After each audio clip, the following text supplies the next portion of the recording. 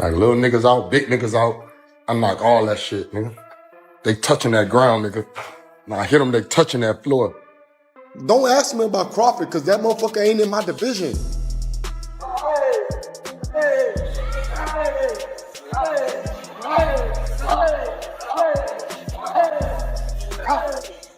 I want all the smoke. I want smoke with Crawford. There's no other fight out there in the boxing world for Crawford to make. Last night, Jermell Charlo finally broke his silence, publicly calling out Terence Crawford as the man who embarrassed him in front of the world. During a live stream, the pound-for-pound king labeled Crawford a fake, reigniting their long-standing tension. But this isn't just another fight. It's the climax of a deeply personal feud fueled by years of public insults, ridicule from fans, and accusations of betrayal. Charlo is eager to settle the score once and for all, and prove to everyone who he truly is. I know what's happening with the boxing world. It was like right after my era with the Canelo shit, it was like I started to watch boxing change, and I got my little distance, and I thought that it was important for me to just focus strictly on my family and my kids and my life and my future. And I'm M's. I got hella M's because I was knocking them niggas out before they was even boxing. They started boxing. All these boxers that's really. I'm in the third generation of boxing, right? I was fighting when Mayweather was fighting. I was fighting when De La Hoya was fighting. I fought on Bernard Hopkins on the card. Throw me some motherfucking hearts, because half of you niggas ain't never did that. Even if you listening, y'all gotta remember that. I fought when my coach Juan Guzman fought. Yeah. I fought on his undercard. Yeah. Come on, man. I remember. I come from a different era in boxing. Jermell Charlo has once again spoken about Terence Crawford, this time in a noticeably different tone. In his latest public statement, Charlo called for a fight with the man many consider one of the greatest boxers of all time. But what caught everyone's attention wasn't just the challenge. It was his respectful approach. Charlo said it would be an honor to face Crawford, and even admitted that Crawford accomplished something he hadn't, acknowledging his legendary undisputed runs with a rare moment of honesty and respect. Smoke. I want smoke with Crawford. I want all the smoke. Give me the best shit. I'm in shape. I train. My lifestyle is on the move. Everything is great. So why the fuck would I want the best, man? What y'all talking about, dog? I don't got time to be playing with none of these people with these promotionals and all of these shits. I'm with the old school boxing. I'm following all of the Muhammad Ali Act and all that shit. I mean, man, whatever. Y'all want to change shit? Change. If they gave me an offer for Crawford, and me and Crawford, I talked to him one time. I'm excited. I'm so. It'll be an honor to get in the ring with him. Not just today, just because of what he done as becoming undisputed. He completed something that I didn't complete, and so being in the ring with Crawford would be amazing. I give him the best fight of today's era. I don't think that there's no other fight out there in the boxing world for Crawford to make right now. The best fight, really. The two men share a much deeper personal history than it appears. On the surface, it might seem like one accomplished fighter respectfully challenging another, but beneath that lies years of tension, pride, and unfinished business that make this rivalry far more personal than professional. Weight. I really like the weight I'm in. I'm slim. I was out of my element. Some people can operate better when they out of their element. I'm not. I know how to be dealt with. But call me Money Mel, bitch, for the rest of the day. I'm fucking Money Mel. To understand what's happening now, we have to go back to a time when Jermell Charlo was at one of the lowest points in his career. This isn't the first time he's called out Terence Crawford. The first challenge came in September 2023, under very different circumstances. Back then, the call-out felt uncertain, almost like a desperate plea. Charlo stood in the center of the T-Mobile Arena after being dominated, humiliated, and completely shut down by Canelo Alvarez over 12 rounds. Knowing he had lost, Charlo grabbed the microphone and shouted out in frustration and defiance. Terence Crawford could be on the radar. I think he already probably been on Twitter, like lip wrestling with the internet, just to get some clout, some fans, and it's fine. But he's a champion. He's great at what he does. I haven't been beefing, truthfully. He's just feeling himself right now. And He's a top dog. He's moving up in weight, and everybody want to fight the best. 168 is considerably still kind of like not my weight division because it's not as easy to make 168. I have to gain weight and gaining weight when you're working really hard is really tough, you know. You can easily walk around at 168, you know. So I'm definitely not the naturally bigger fighter. So 168 is not my weight division. I think I would have to see him in a different weight. What made the moment even more shocking was that Terence Crawford was sitting ringside, witnessing the entire ordeal unfold. He saw Charlo's defeat firsthand, heard his desperate call-out, and chose not to respond with a fighter's challenge, but with ridicule. Almost immediately, Crawford took to social media to mock Charlo's performance, openly criticizing his lack of effort against Canelo and turning his loss into a public embarrassment for everyone in the boxing world to see.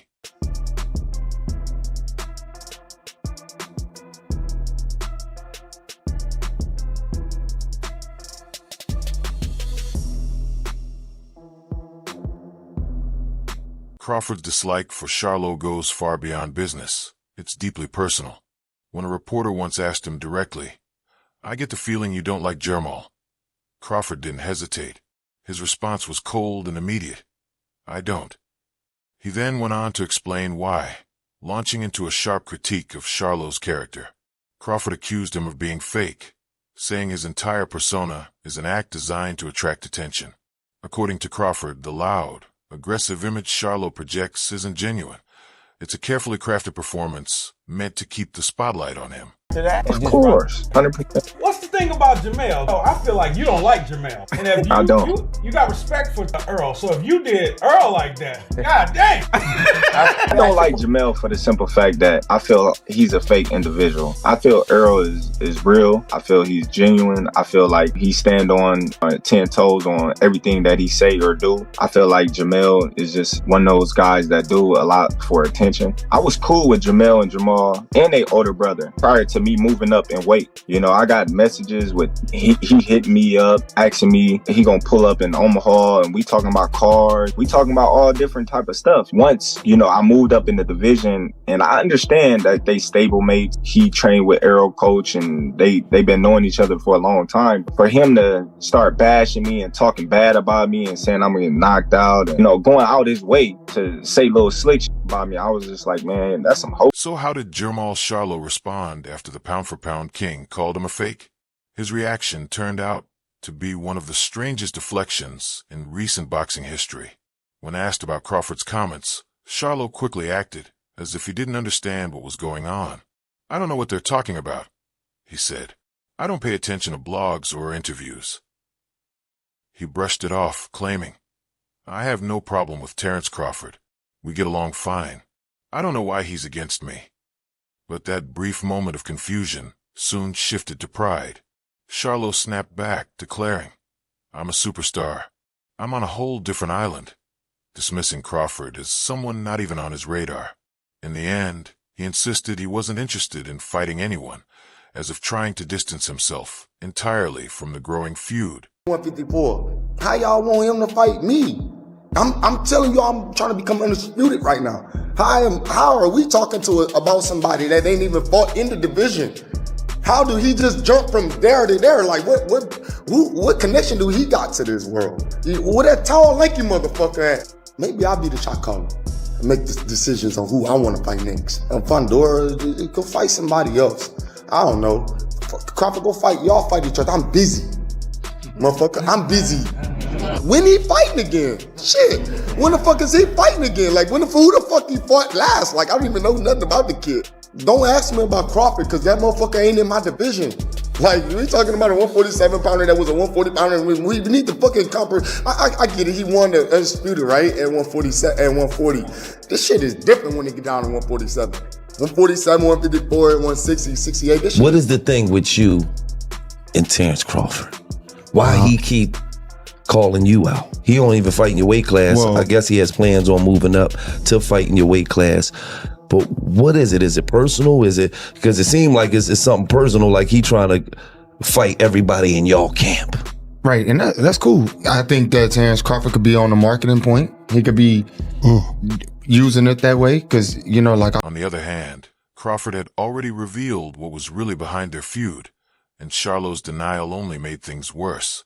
His claim that he didn't know what the problem was sounded completely insincere. According to Crawford, the tension came from a deep sense of betrayal. He explained that he once got along well with Jermell and his twin brother Jermell. Their relationship was friendly and respectful. But everything changed after Crawford moved up in weight and entered the same division as the Charlo brothers and their stablemate, Errol Spence. That's when, Crawford says, Jermell's attitude shifted dramatically. The cool guy I used to know disappeared, Crawford explained. Suddenly, Charlo began criticizing him, speaking negatively, and spreading rumors behind his back.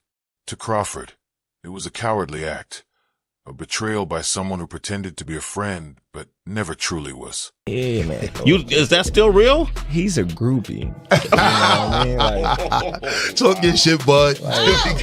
I just feel like ever since I moved, and they was cool. You know what I mean? I'm still cool with Jermell. Jermell's still cool people, but Jermell, like, dude, just like weird. Like, he always angry. He always yelling. He always, you know, doing some off the wall psycho type stuff. But what is it between y'all two? How did that happen? That's what I'm about to tell you. Okay. You know, when I moved up in weight, and soon as I called out Spence and my name was being involved in Spence, he act like that was his fiance or something. You know, he felt as if Earl couldn't speak for himself. He was, Earl Spencer do this, Earl Spencer do that, and you too little, and Lions, and it's Texas. To make matters worse, Crawford struck at what he sees as Charlo's biggest weakness, his authenticity. While reflecting on his brutal and unforgettable fight with Errol Spence Jr., Crawford drew a sharp comparison between the two men. He called Spence real, praising his honesty and integrity, even after their war in the ring. The irony was clear. Crawford showed more respect for a man he battled than for someone who once claimed to be his friend. It was a cutting statement that exposed just how deeply Crawford's disappointment in Charlo runs. That's what came out with Miss Eminem. That was some bad shit. Like, I ain't gonna front. That's some cool shit. And it's gonna be hard to beat that. He win. That's not my world. We don't get paid for that anyways. But I almost had like Lil Wayne or something. I had some people I've been in contact with. So we shall see. Crawford can stop anybody. I'm not saying he can't. He's going to, but he can't. The comparison was a deliberate jab meant to humiliate Jermell, painting him as the only fake part of their former friendship. Crawford's message was clear. Men like Spence remain genuine even in battle, while Charlo hides behind lies and ego. This narrative of real versus fake has become central to their rivalry, and everyone in the boxing world understands just how personal and powerful that message is. He calls out Terence Bud Crawford. I want all the smoke. I want smoke with Crawford. There's no other fight out there in the boxing world for Crawford to make right now. I remember after Jermell Charlo took on Saul Canelo Alvarez, before Terence Crawford did the magnificent beating Saul Canelo Alvarez, right after that, Terence Crawford, he showed his disinterest in fighting Jermell Charlo. But now Jermell Charlo is saying, yo, give me Bud, you know, he deserves it. But my thing is this, Jermell's been out for like 2 years. I think it'd be something that everybody would be salivating over. They would want the fight, but they would definitely want the fight if Jermell comes back and he knocks somebody completely out. He knocks somebody completely out nasty. Analyst Greg Hackett recently warned Jermell Charlo that he's in a do-or-die situation. He explained that what makes this potential fight so compelling is Charlo's disappointing performance against Canelo. Hackett didn't hold back. He said Charlo cannot afford to look that bad again. If he follows up his loss to Canelo with another defeat to Bud Crawford, the boxing world will label him a fraud, proving that he was never truly the fighter he claimed to be. Nasty style, then whatever he has to say on the mic calling out Bud Crawford, people will start saying, Bud Crawford, where you at? And if Bud Crawford doesn't take the challenge, people love to jump on Doc around a pizza. Unbelievable, man, this Jermell Charlo. I can't believe he's even asking for a fight like that. This is a man who fought you know, his last fight with Saul Canelo Alvarez was in 2023, and now it's 2025, October 2025, and he's calling out Terence Crawford. The biggest. There's more at stake here than just money. It's about preserving legacy. Hackett recalled the moment Crawford pointed at Charlo after defeating Spence and said, "You're next." That single gesture carried more weight than words, turning an already intense rivalry into something deeply personal. The bad blood between them isn't just a storyline.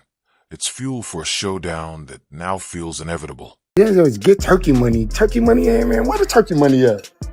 What kind of turkey money? Fucking money is money. Nigga, I don't give a fuck who giving it. I'm not here to fight for y'all. Like, what y'all want me to do and shit. Like, nigga, I'm doing me. Got my career. Fought 38 times. Got wins and losses and knocked a lot of motherfuckers out. And I'm the Kobe Bryant. You heard it? Y'all see it? Of boxing and where I'm at. So what y'all mean? Plan for the mega fight with you and Crawford for 150. If we can make it at that weight division, I mean, whatever weight division I'm at, if wherever we still boxing at the same time, let's do it. I'm down to fight any one of these motherfuckers. I ain't here for the money. I'm here to win. You know what I'm saying? Straight up, the money already here, and I got it already, and it's gonna come. More gonna come. But why would I get in the ring over, an injury? That brings us to the present. More than 2 years after his loss to Canelo, Charlo still hasn't stepped back into the ring. Now, as he prepares for his return, he insists his motivation isn't financial. "I'm not here for the money," he says firmly. "The money's already here." This time, Charlo claims his only focus is on winning and reclaiming the respect he's lost.